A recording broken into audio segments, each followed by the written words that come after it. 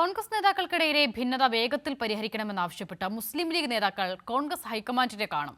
തർക്കങ്ങൾ വരുന്ന തെരഞ്ഞെടുപ്പുകളിൽ യുഡിഎഫിന്റെ സാധ്യതകളെ ഇല്ലാതാക്കുമെന്ന വിലയിരുത്തലിലാണ് തീരുമാനം. കഴിഞ്ഞ ദിവസം മലപ്പുറത്ത് ചേർന്ന ലീഗ് നേതൃയോഗത്തിലാണ് തീരുമാനം. പ്രശ്നങ്ങൾ യുഡിഎഫിലോ സംസ്ഥാനത്ത് കോൺഗ്രസ് നേതൃത്വത്തിനോ പരിഹരിക്കാനാവില്ലെന്നാണ് മുസ്ലിം ലീഗിന്റെ വിലയിരുത്തൽ. ഇതേ തുടർന്നാണ് ഹൈക്കമാൻഡിനെ നേരിട്ട് കാണുന്നത്. മുഖ്യമന്ത്രി പദത്തിനായി കോൺഗ്രസ് നേതാക്കൾ രമേശ് ചെന്നിത്തലയും വി.ഡി. സതീശനും നടത്തുന്ന ചരടുവലികളാണ് മുസ്ലിം ലീഗിനെ അലോസരപ്പെടുത്തുന്നത്. ഇതിനു പിന്നാലെ ഡോക്ടർ ശശി തരൂരിനെതിരെയും പട തുടങ്ങി. ഡോക്ടർ തരൂരിന്റെ ലേഖനത്തിലെ സാധ്യതകൾ ഉപയോഗിക്കാതെ അനാവശ്യ ചർച്ചകളുണ്ടാക്കി.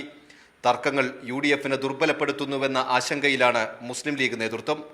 പ്രതിപക്ഷ നേതാവടക്കം പ്രശ്നങ്ങൾ പരിഹരിക്കാതെ നീണ്ടുപോകട്ടെ എന്ന നിലപാടിലാണെന്നും സംസ്ഥാന കമ്മിറ്റി യോഗത്തിൽ വിമർശനമുയർന്നിരുന്നു.